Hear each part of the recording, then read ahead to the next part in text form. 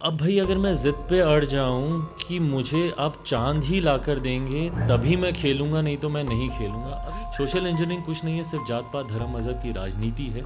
और हमारे मुख्यमंत्री क्योंकि उसमें इतना व्यस्त हैं, इसलिए बिहारियों की चिंता उन्होंने करनी छोड़ दी है। अगर इन शॉर्ट अगर मैं सिर्फ एक शब्द में अगर मैं आपको बताना चाहूँगी मैं किससे बिहार को बचाना चाहता हूँ, तो वो है मुख्यमंत्री नीतीश कुमार। ऐसा लग रहा है कि भैया सारे कानून ख़त्म हो गए हैं, आईपीसी की सारी धाराएं समाप्त हो गई हैं, सिर्फ एक शराबबंदी की धाराएं ही हमारे प्रदेश में। मुझे खुशी होती है जब जनता दल यूनाइटेड के नेता जब करहा करहा कर चिराग पासवान का नाम लेते हैं और बोलते हैं कि इनकी वजह से हम तीसरे नंबर की पार्टी बने, तो मुझे खुशी होती है, मुझे गर्व होता है, मेरी ताकत का एहसास वो मुझे दिलाते हैं जितनी बार वो कहते हैं कि चिराग की वजह से हम तीसरे नंबर की पार्टी बने। बहरहाल इसी वक्त मैं अपने लक्ष्य में पूरा हो। नमस्कार, मैं हूं आयुषी मिश्र और आप देख रहे हैं फर्स्ट बिहार झारखंड। अभी हमारे साथ जुड़े हैं जमुई के सांसद चिराग पासवान, और ये वो बिहार के युवा चेहरा हैं जिनको लेकर बिहार के तमाम युवा वर्ग की काफ़ी उम्मीदें जुड़ी हैं। हर किसी की उम्मीद है कि चिराग बिहार में वो बदलाव लाएंगे जो अभी तक नहीं आया है। और ऐसे में चिराग, आप 15 तारीख को आपने ये ऐलान किया है कि आप सड़क पर आएंगे और आप राजभवन तक मार्च करेंगे। क्या उद्देश्य है इसके पीछे? आप हर बार जनता की आवाज़ बनते हैं, जब भी कोई समस्या आती है तो आप दिल्ली से वहाँ तक पहुँचते हैं, उनके घर तक, लेकिन ऐसे में 15 तारीख को सड़क पर उतरने के पीछे की क्या मकसद है? देखिए, बिहार को बचाने के उद्देश्य के साथ 15 तारीख को हम लोग गांधी मैदान से राजभवन का ये मार्च कर रहे हैं। बिहार बचाओ मार्च हम लोगों ने इसको नाम दिया है। मेरे नेता स्वर्गीय रामविलास पासवान जी ने इससे पहले भी 2 बार मौजूदा नीतीश सरकार के खिलाफ उन्होंने ये यात्रा की थी, बिहार बचाओ यात्रा 2 बार वो कर चुके हैं। और उन्हीं के ही सपने को आगे लेकर जाना मेरा लक्ष्य है। एक पुत्र का कर्तव्य भी होता है कि पिता के अधूरे कार्यों को पूरा करे। तो बिहार बचाओ मार्च उसी उद्देश्य के साथ हम लोगों ने 15 तारीख को इसका आगाज़ हम लोगों ने रखा है। बहरहाल कारण इतने हैं, अगर मैं उनको गिनाने लगूं, क्योंकि बिहार सरकार में एक के बाद एक जिस तरीके से बिहार सरकार की कुनीतियों का शिकार बिहार की जनता हुई है, भले वो महिला बाल सुधार गृह में जिस तरीके से देह व्यापार में छोटी छोटी बच्चियों को, और वो बच्चियां बाहर आकर खुद अपनी आप बीती बताती हैं। दुख इस बात का होता है कि वो जिसका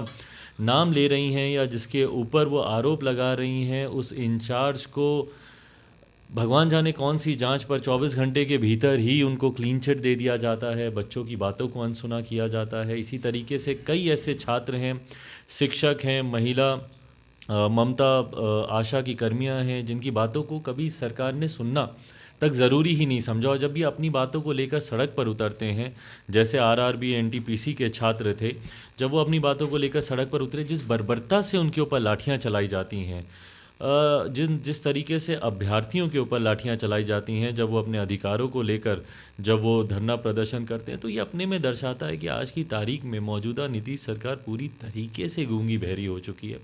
जहां लोगों के दुख में उनके साथ खड़े होना तो दूर की बात है, उनकी बातों को सुनना तक मुख्यमंत्री ज़रूरी नहीं समझते। और इसी का परिणाम है कि जब जहरीली शराब से लोगों की मृत्यु होती है या कोई आपराधिक घटना में अगर किसी की जान जाती है, तो हमारे मुख्यमंत्री उस परिवार से मिलना तक ज़रूरी नहीं समझते। आज तक मैंने नहीं देखा कि किसी एक पीड़ित परिवार के पास हमारे मुख्यमंत्री नीतीश कुमार कभी गए हों, उनसे मिले हों, उनसे बातचीत की हो। तो जब तक आप किसी से मिलेंगे नहीं, आप उनके दुख को समझेंगे नहीं, उसका समाधान आप कैसे करेंगे? तो तमाम इन विषयों को लेकर, महिलाओं के हक की बात हो, युवाओं की बात हो, बुज़ुर्गों की बात हो, बिहार के गिरते इंफ्रास्ट्रक्चर की बात हो, 19 लाख रोज़गार का वादा करके 19 नौकरियां तक अभी आपने नहीं दी हैं, उसकी बात हो, तो इन तमाम विषयों को लेकर आगामी 15 तारीख को हम लोग गांधी मैदान से राजभवन तक हम लोग मार्च करेंगे। महामहिम राज्यपाल जी को पहले भी हम लोग लिखित रूप में ज्ञापन दे चुके हैं कि बिहार में की जो गिरती कानून व्यवस्था है और जो इंफ्रास्ट्रक्चरल डेवलपमेंट बिहार में होना चाहिए, वो जिस तरीके से धराशायी होता जा रहा है, ज़रूरी है कि बिहार में अब राष्ट्रपति शासन लागू कर देना चाहिए। तो इसी मेमोरेंडम के साथ पुनः हम लोग महामहिम राज्यपाल जी से मिलकर बिहार में राष्ट्रपति शासन लागू करने की मांग करेंगे। चिराग, इससे पहले भी आप एक बार कर चुके हैं, जैसा कि आपने अभी बताया। और ऐसे में अगर हम युवाओं की बात करें तो आज के समय में सबसे बड़ी समस्या उनकी बेरोज़गारी है। और चाहे वो एसएससी के स्टूडेंट्स हो, सरकारी एग्ज़ाम की तैयारी करने वाले स्टूडेंट्स हों, या प्राइवेट नौकरी करने वाले, आज के डेट में हर युवा नौकरी ढूंढ रहा है लेकिन उसके पास नहीं है। लेकिन चिराग के पास क्या कोई फॉर्मूला है उन तमाम लाखों बिहार के युवाओं को बिहार में रखकर वो रोज़गार देने की, क्योंकि ये हम सरकार से उम्मीद करते हैं, लेकिन सरकार, आपने ही कहा कि वो विफल हैं, लगातार युवा सड़क पर उतरते हैं। कैसे आप उन छात्रों को वो विश्वास दिलाइएगा, क्योंकि बार बार सत्ता बदलती है लेकिन जो छात्रों का विश्वास है, युवाओं का विश्वास है, वो टूटते रहता है। चिराग पे वो कैसे विश्वास करें और चिराग के पास वो कौन सा फॉर्मूला है जिससे छात्र एक उम्मीद बांधे और वो बिहार में रहकर पढ़ाई करे? मैंने बिहार फर्स्ट बिहारी फर्स्ट जो हम लोग का विजन डॉक्यूमेंट है उसमें मैंने प्रमुखता से इस बात का जिक्र किया है कि बिहार में जॉब अपॉर्चुनिटीज़ आप कैसे क्रिएट कर सकते हैं। मुझे दुख इस बात का होता है कि जब मेरे मुख्यमंत्री स्पष्ट तौर पर इस बात को कहते हैं कि भैया बिहार में रोज़गार नहीं आ सकता, और बिहार के भूगोल को वो इस बात का जिम्मेदार ठहराते हैं, कहते हैं कि लैंड लॉक्ड है और विभिन्न कारण बताते हैं कि बिहार में इस वजह से रोज़गार नहीं आ सकता। प्रयास करने की ज़रूरत है, जॉब अपॉर्चुनिटीज़ को क्रिएट करने की ज़रूरत है। आप सोचें कि भैया बैठे बैठे रोज़गार आ जाए तो कहीं से नहीं आने वाला, उसको क्रिएट करने की ज़रूरत है। और अगर बैठे बैठाए भी अगर आप रोज़गार देना चाहते हैं तो लगभग 4.5 लाख पद ऐसे हैं जिसको आप तुरंत आप उसको बहाल कर सकते हैं। ये वो सरकारी पद हैं जो कि अभी तक वेकेट चल रहे, जहाँ पे वैकेंसी अभी है और जिनकी नियुक्तियां अभी तक नहीं हुई हैं। तो अगर तत्काल प्रभाव से अगर राज्य सरकार कार्य करना चाहे, पर क्यों, क्योंकि उसमें उनके राजस्व का नुकसान होता है, उनको खर्च करना पड़ेगा, सैलरी देनी पड़ेगी, तो उसमें उनकी भ्रष्टाचार जो राज्य सरकार करती है उसमें कमी आएगी। तो अपनी जेब से पैसा कम नहीं हो, इसलिए बिहारियों को सुविधाएं देने को बिहार सरकार तैयार नहीं है। तो पहले तो वो जो सरकारी वैकेंसीज़ हैं, पहले तो उसको, उन पदों को भरने की ज़रूरत है। साथ ही में कई ऐसे अवसर हैं जिससे आप जॉब्स आप क्रिएट कर सकते हैं। मैं इस बात को कहता हूं कि निवेशकों को बुलाने की ज़रूरत है। आज की तारीख में निवेशक डरते हैं हमारे प्रदेश में आने से। डर इसलिए क्योंकि प्रदेश का माहौल जैसा है, अपराध दिन रात यहाँ पर होता रहता है, लूटमार, अपहरण, डकैती, ये घटनाएं होती हैं। तो निवेशक डरते हैं कि भैया हम आएंगे तो वहाँ पे हमारे साथ भी कोई अप्रिय घटना घटेगी। सेंस ऑफ सिक्योरिटी, क्योंकि law and order federal structure में राज्य सरकार का विषय होता है, तो ज़रूरी है कि सेंस ऑफ सिक्योरिटी आप दें। निवेशक समिट बुलाएं, आप इनवाइट करें, जैसे वाइब्रेंट गुजरात के नाम पर गुजरात में होता है, मध्य प्रदेश में होता है, कई और ऐसे राज्य हैं जो कि निवेशकों को बुलाते हैं, इन्वेस्टर समिट करते हैं।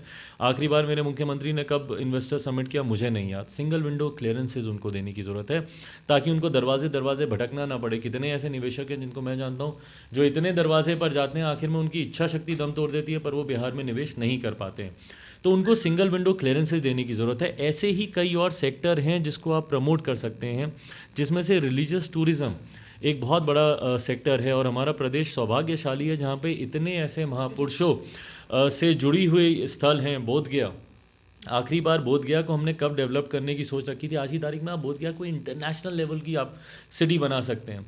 दुनिया भर के एमएनसीज वहाँ पर आकर इन्वेस्ट करने को तैयार होंगे। क्यों? क्योंकि इंटरनेशनल टूरिज़्म इतना ज़्यादा है।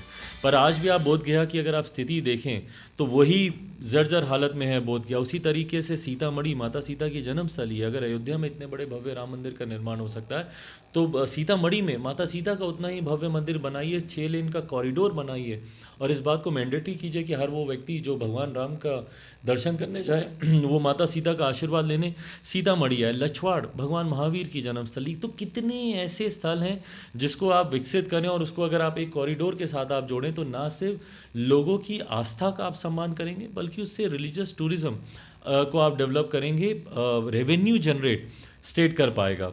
साथ ही में कृषि प्रधान प्रदेश है हमारा। अगर आप कृषि किसानों के ऊपर फूड प्रोसेसिंग यूनिट्स आप कैसे लगाएं, यहीं पे भाई मखाना है वो आज की तारीख में दूसरे प्रदेशों में जाता है, इतने ज़्यादा दामों पर बिकता है, और विदेश जाता है तो बहुत ज़्यादा मल्टीपल फोल्ड्स उसके दाम बढ़ जाते हैं। क्यों नहीं आप उसके प्रोसेसिंग यूनिट्स आप यहाँ पे लगाते हैं? हाजीपुर है बगल में भाई, वहाँ पे केला का उत्पादन इतना ज़्यादा होता है। डाउन साउथ आप जाइए, केले के चिप्स का इतना ज़्यादा प्रोडक्शन होता है। क्यों नहीं यहाँ पे मैन्युफैक्चरिंग यूनिट लगाया जाता है, यहीं पे केले के चिप्स बने और देश भर में और विदेशों में हम उसको एक्सपोर्ट करें। बट ये सोच लाने की ज़रूरत है। जब तक आप पर कैपिटा इनकम आप बढ़ाने की आप बात नहीं करेंगे तो इन तमाम माध्यम से आप उसको आप इम्प्रूव कर सकते हैं। बट दिक्कत ये होती है कि मेरे प्रदेश के मुख्यमंत्री इस दिशा में सोचने की बजाय वो सोचते हैं कि भैया मैं लव कुश का समीकरण कैसे साधूँ, मैं अगड़ा पिछड़ा का समीकरण मैं कैसे करूं, मैं हिंदू मुस्लिम में मैं कैसे किसी का एक पक्ष लेके उसको अपना वोट बैंक बना लूं। तो जब आप एक्चुअल विषय से जब आप भटकते हैं और जब आपकी सोच सीमित हो जाती है जातीय समीकरण, जिसको हमारे मुख्यमंत्री ने बहुत खूबसूरत टर्म दिया है, जातीयता राजनीति को वो कहते हैं सोशल इंजीनियरिंग। और बहुत प्राउडली वो इस टर्म का इस्तेमाल करते हैं, सोशल इंजीनियरिंग का। सोशल इंजीनियरिंग कुछ नहीं है, सिर्फ जात पात धर्म मज़हब की राजनीति है, और हमारे मुख्यमंत्री क्योंकि उसमें इतना व्यस्त हैं इसलिए बिहारियों की चिंता उन्होंने करनी छोड़ दी है। चिराग, बिहार में एनडीए की सरकार है, जहां एक तरफ जदयू है, मुख्यमंत्री नीतीश कुमार उसी पार्टी से आते हैं, तो वहीं दूसरी तरफ भाजपा बड़े भाई की भूमिका बिहार में निभा रही है, केंद्र में भी है। आपको कभी अक्सर भाजपा की जो रणनीतियां हैं, जो फैसले हैं, आप उसका समर्थन भी करते नजर आए हैं। ऐसे में क्या लगता है, अगर मुख्यमंत्री नीतीश कुमार उस विज़न पे काम नहीं कर पा रहे, बिहार का विकास नहीं कर पा रहे, तो क्या भाजपा इसमें योगदान दे पा रही है, या भाजपा भी बैकफुट पर ही नीतीश कुमार के मत्थे पूरा बिहार छोड़ रही है? देखिए, मैं कोई सर्जन नहीं हूँ कि मैं इतने सारे डायसेक्शन करूँ कि कौन क्या कर रहा है नहीं कर रहा है। मुझे बस इतना पता है कि मेरे प्रदेश के मुख्यमंत्री आज की तारीख में नीतीश कुमार जी हैं, और इसीलिए मैं निशाना भी मैं सीधा उन्हीं पर साधता हूँ, क्योंकि जिम्मेदारी आपकी होती है। कल को मेरी पार्टी में अगर कुछ गलत होता है तो उसका सीधा और सीधा जिम्मेदार मैं हूँ। मेरी पार्टी में टूट हुई तो उसका सीधा जिम्मेदार मुझे ठहराया गया, जो कि सही भी है, गलत नहीं है। वो पार्टी का राष्ट्रीय अध्यक्ष होने के नाते मेरी ही जिम्मेदारी बनती है। उसी तरीके से एक राज्य का मुखिया होने के नाते या एक सरकार का हेड ऑफ द गवर्नमेंट होने के नाते जिम्मेदारी मेरे मुख्यमंत्री नीतीश कुमार जी की ही बनती है।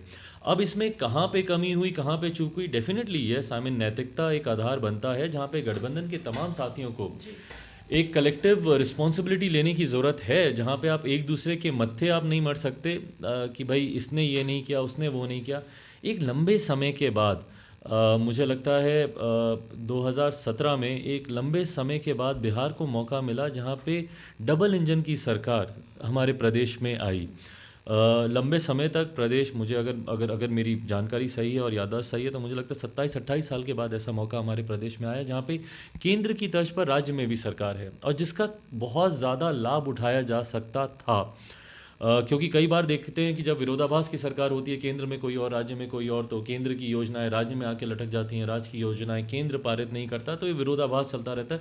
बट अब तो सेंटर में भी आप ही की सरकार है, राज्य में भी आप की सरकार है। मांगे हैं जो जैसे कि बिहार को विशेष राज्य का दर्जा देना, जातीय जनगणना करवाना, ऐसी कई राज्य सरकार की मांगे केंद्र सरकार से होती है, लेकिन केंद्र में सरकार होते हुए भी वो पूरी नहीं हो पा रही। अब भाई, अगर मैं जिद पे अड़ जाऊं कि मुझे आप चांद ही लाकर देंगे तभी मैं खेलूंगा, नहीं तो मैं नहीं खेलूंगा, अब ये कैसी मांग है भाई? इस बात को केंद्र सरकार बार बार ठुकरा चुकी है। आप अगर सिर्फ उसी जिद को लेकर बैठ जाएंगे, मतलब उसके अलावा फिर बिहार में अब कोई काम नहीं होगा। जैसे कानून में आज की तारीख में बिहार में मर्डर को लेके कोई कानून नहीं है, डकैती को लेके कोई कानून नहीं है, कोई और कानून नहीं है, सिर्फ शराबबंदी एक कानून है। आज की तारीख में मुख्यमंत्री ने जितना ध्यान इस पर लगाया हुआ है, ऐसा लग रहा है कि भैया सारे कानून ख़त्म हो गए हैं, आईपीसी की सारी धाराएं समाप्त हो गई हैं, सिर्फ एक शराबबंदी की धाराएं ही हमारे प्रदेश में चल रही हैं। उसी तरीके से अब इन्होंने एक नया झुंझुना पकड़ लिया है कि विशेष राज्य का दर्जा। आपको विशेष राज्य का दर्जा 19 के चुनाव से पहले याद नहीं आया था? जब आप 19 में इनके साथ मिलकर चुनाव लड़ रहे थे, उस वक्त आपने क्यों ये मांग नहीं उठाई कि भैया विशेष राज्य का दर्जा देंगे तब हम आपके साथ चुनाव लड़ेंगे? आप अपने घोषणा पत्र में इसको डालिए। 20 का चुनाव, 2 चुनाव आप पिछले 2 साल में इनके साथ मिलकर आप लड़ चुके हैं, और 2 चुनाव लड़ने के बाद आज आपको याद आ रहा है कि भैया आपको विशेष राज्य के दर्जे की आपको ज़रूरत है। 17 में जब आप महागठबंधन छोड़कर पुनः मुख्यमंत्री बनने आप एनडीए में आए थे, क्यों नहीं आपने उस वक्त ये प्रस्ताव रखा था कि भैया आप विशेष राज्य का दर्जा देंगे तब हम आपके साथ हम गठबंधन करेंगे? आज आपको विशेष राज्य के दर्जे की आपको ज़रूरत महसूस हो रही है, क्यों? क्योंकि आज पुनः आपके अंदर प्रधानमंत्री बनने की महत्वाकांक्षाएं जागी हैं। आप बहाना ढूंढ रहे हैं कि भैया किस बहाने से हम इस गठबंधन से अलग हों, क्योंकि अब तो आपकी राष्ट्रीय कार्यकारिणी प्रस्ताव पारित कर चुकी है कि मौजूदा मुख्यमंत्री जो सीएम मटीरियल नहीं है, आपको पीएम मटीरियल बता रही है। तो अब आपको पीएम बनने की महत्वाकांक्षाएं आपके अंदर जाग गई हैं, इसीलिए अब आपको विशेष राज्य का दर्जा चाहिए। मैं पूछना चाहता हूं कि भैया क्यों नहीं आपने 19 के चुनाव में ये मांगा? क्यों नहीं आपने 20 के चुनाव से पहले आपने बात रखी?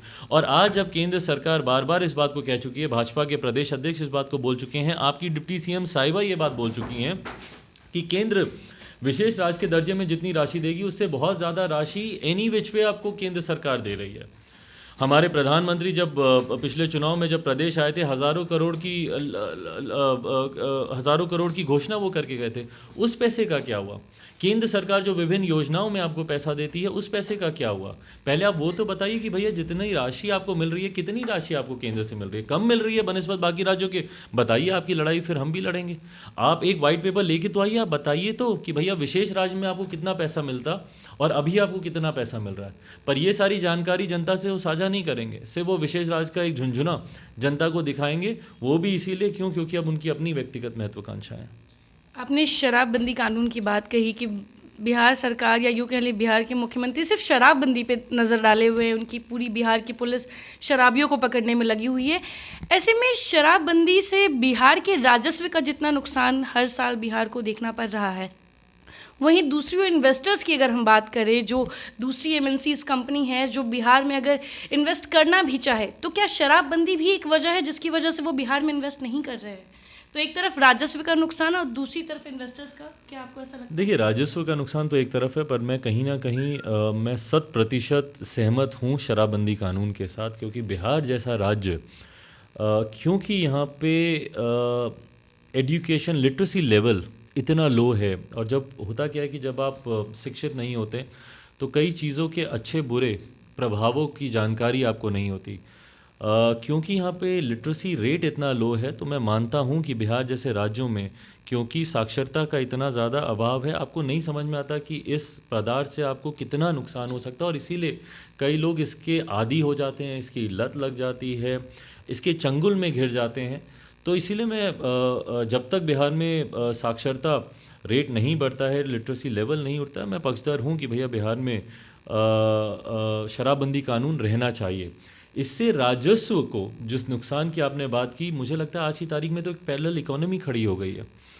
मतलब पहले, हाँ, जो सीधे रास्ते से जो राज्य सरकार के पास जो राजस्व के तौर पे, रेवेन्यू के तौर पर जो पैसा आता था, वो एक पैरेलल इकोनॉमी में खड़ा हो रहा है। वो पैसा किसी एक पर्टिकुलर राजनीतिक दल के पास जा रहा है या कुछ मुट्ठी भर लोगों के हाथ में जा रहा है, मुझे नहीं पता, बट पैरेलल इकोनॉमी तो आज की तारीख में चल रही है, क्योंकि पहले से ज़्यादा शराब की बिक्री आज की तारीख में हमारे प्रदेश में हो रही है।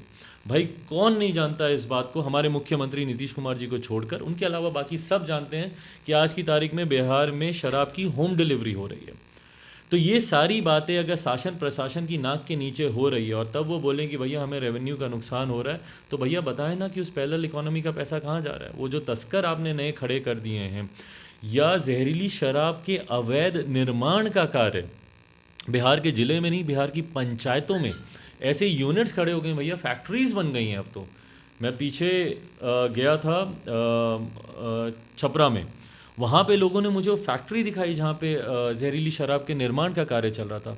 कितने ऐसे तस्कर हैं जो कि अवैध तरीके से आयात करवाते हैं शराब का दूसरी प्रदेशों से। तो ये जो एक नया रेवेन्यू स्ट्रक्चर पैरेलली जो हमारे प्रदेश में खड़ा हुआ, इसका पैसा कहाँ जाता है, ये मुख्यमंत्री नीतीश कुमार ही जवाब दे सकते हैं। एक आखिरी सवाल, आपके राजभवन मार्च का आपने नाम दिया है बिहार बचाओ, किस किस से बिहार को बचाना है और बिहार को कैसे आप सुरक्षित रखिएगा? क्योंकि आप जब मार्च के लिए निकलेंगे सड़क पर तो पुलिस की लाठियां तो होंगी ही, क्योंकि वो हर बार जब भी कोई सड़क पर आता है आवाज़ उठाने तो दिख जाती है, लेकिन चिराग बिहार को किससे बचाना चाहते हैं?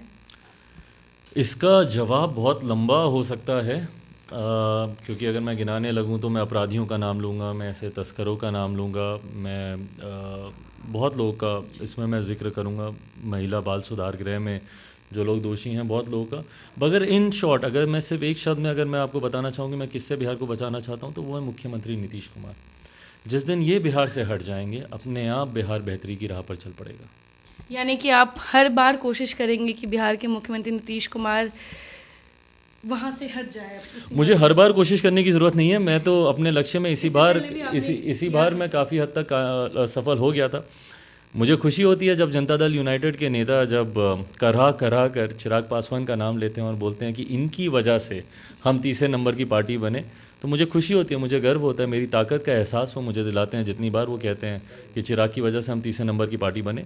बहरहाल इसी वक्त मैं अपने लक्ष्य में पूरा हो गया था। मुख्यमंत्री जी अब आज किसी के आशीर्वाद, किसी की कृपा पर भले पुनः बिहार के मुख्यमंत्री बन गए, पर अगली बार ज़रूर बिहार को बचाने के लिए। और देखिए, मुझे व्यक्तिगत तौर पर मुख्यमंत्री नीतीश कुमार से किसी बात का एतराज़ नहीं है। मुझसे उम्र में बड़े हैं, सम्मानित हैं, बहुत ज़्यादा उनका मुझसे बहुत ज़्यादा तजुर्बेकार हैं, उनका रुतबा, उनका दर्जा मुझसे बहुत ज़्यादा है। उस बात के लिए मैं उनका सम्मान करता हूँ। बट हाँ, बिहार को लेकर जो उनकी नीतियाँ हैं उसका मैं विरोध करता हूँ। मैं नहीं मानता कि भैया नली गली बनाने से या नल जल पहुँचाने से आप बिहार का विकास कर सकते हैं। जब तक आप IT जॉब्स, IT सेक्टर्स की बात नहीं करेंगे, बेटर इंफ्रास्ट्रक्चरल डेवलपमेंट की बात नहीं करेंगे, स्वास्थ्य के बेहतर स्वास्थ्य सेवाओं की बात नहीं करेंगे, जिस दिन आप अपने मोतियाबिंद के ऑपरेशन के लिए 1000 किलोमीटर की यात्रा करके चार्टर फ्लाइट लेकर जाना आप बंद करेंगे, उस दिन मैं मानूंगा कि हाँ, बिहार में आप विकास के कार्य कर रहे हैं, बिहार में स्वास्थ्य को आपने बेटर किया।